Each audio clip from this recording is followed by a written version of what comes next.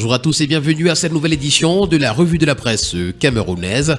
Et nous commençons le périple de ce 1er novembre 2024 avec la nouvelle expression qui parle d'infrastructures routières et nous les présente comme une mafia qui ne dit pas son nom.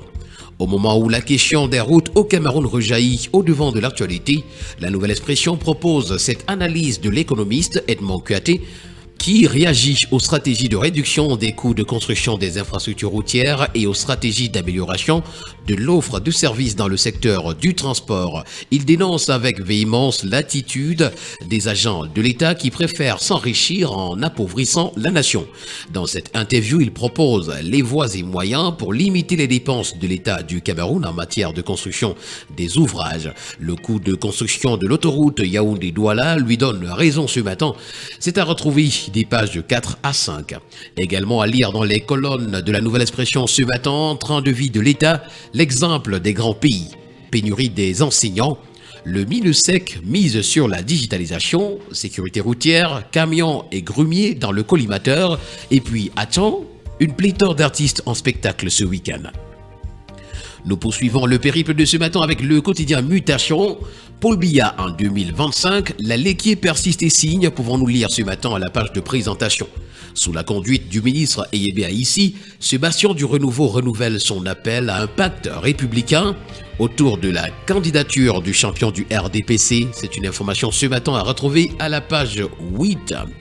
Banque africaine de l'énergie à retrouver en page 6 ce matin. Yaoundé est le centre d'incubation. Et puis en page 7, Pan-African PMC, le bilan de la 5e édition est à retrouver. Nous poursuivons le périple de ce matin avec le quotidien bleu d'Aman Mana, le jour qui titre pour sa part à la grande une Alain Gonon, Mwafo Djantou, Kenyi Gomsi, Okalai Bodi, Batonia Nichonia, Zouabet Kweto, Moussa Djoya. La torture, un outil du renouveau. Des anciens leaders estudiantins s'expriment ce matin à la page 5 du journal. Et s'agissant des poids lourds, des caméras de surveillance obligatoires à partir du 1er janvier 2025, nous renseigne le journal. Nous continuons avec le quotidien vert émergent ce matin qui nous plonge dans les inondations de l'extrême nord où on a plus de 450 000 sinistrés et selon les derniers chiffres de l'ONU. Dans la Damawa, c'est plus de 3000 munitions de guerre qui ont été saisies à Tiabal. Et puis s'agissant de sécurité routière, retrouvons le durcissement de la répression. Avec le quotidien L'économie ce matin, on parle de développement de l'économie. Retrouvons à la page de présentation ce matin ce que propose Maurice Kamto. Après avoir fait le diagnostic d'une situation économique peu reluisante, le président national du Mouvement pour la Renaissance du Cameroun, MRC, dans une déclaration publiée le 30 octobre 2024, présente quelques actions à mener pour inverser la tendance ce matin à la page 3 du quotidien L'économie. Taux de pondération de la COBACT également, les états de la CEMAC sur le point de conduire le système bancaire vers un risque systémique. L'opinion de Ange Gandjou, banquier consultant, est à retrouver ce matin à la page 9.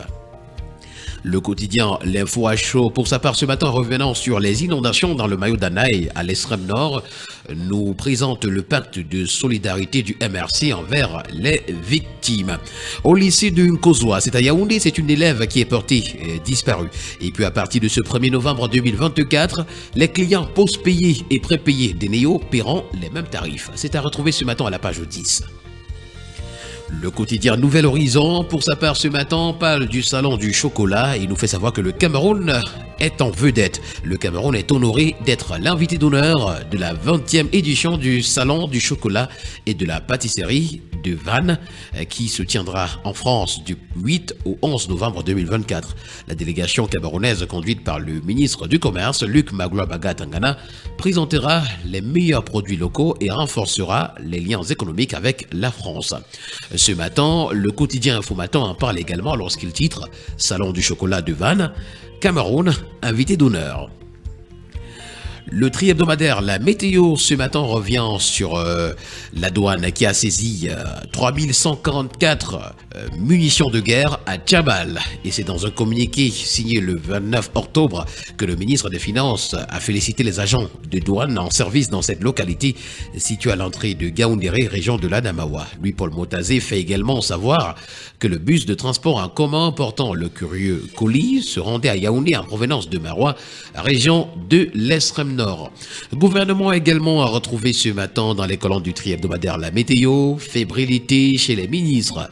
Dion Gouté et ses hommes affichent mauvaise mine depuis le retour de Paul Biya au pays le 21 octobre, nous renseigne le journal. Le quotidien de la santé, EcoSanté pour sa part, ce matin, s'agissant de l'assainissement du fichier solde de l'État, nous renseigne que le MinSanté digitalise la gestion de son personnel. Coopération allemande au Cameroun également, retrouvant des images qui parlent d'une amitié durable. Et puis, Crasser, un fœtus momifié retiré après 4 ans dans le ventre d'une femme. Pour le journal à caractère satirique Le Popoli ce matin, quand le régime implose par le sérail, retrouvons les routes de la discorde à la grande une. Et puis à Yaoundé, c'est un étudiant qui était preneur d'otages. Le tri hebdomadaire La Voix des Jeunes pour sa part ce matin, s'agissant de Parlement jeune, nous fait savoir que Ibrahim Yiché a été honoré. L'homme politique a été élu meilleur activiste politique et social jeune de l'année 2024 au Cameroun dans le cadre de la première édition des Cameroon Youth Awards organisée par le réseau parlementaire Espérance Jeunesse. D'ailleurs, le quotidien d'information républicaine, Le Drapeau en parle également lorsqu'il titre Cameroon Youth Awards, Ibrahim Yiché à l'honneur. Voilà qui met en terme à cette sortie de la revue de la presse camerounaise. Merci à vous d'avoir été à l'écoute de cette première édition du mois de novembre et la dernière de cette semaine. Merci à tous et au plaisir de vous retrouver semaine prochaine pour une nouvelle édition. D'ici là, portez-vous bien et surtout n'oubliez pas qu'acheter un journal, c'est participer à l'édification d'une société libre et transparente au Cameroun. Agréable week-end à tous.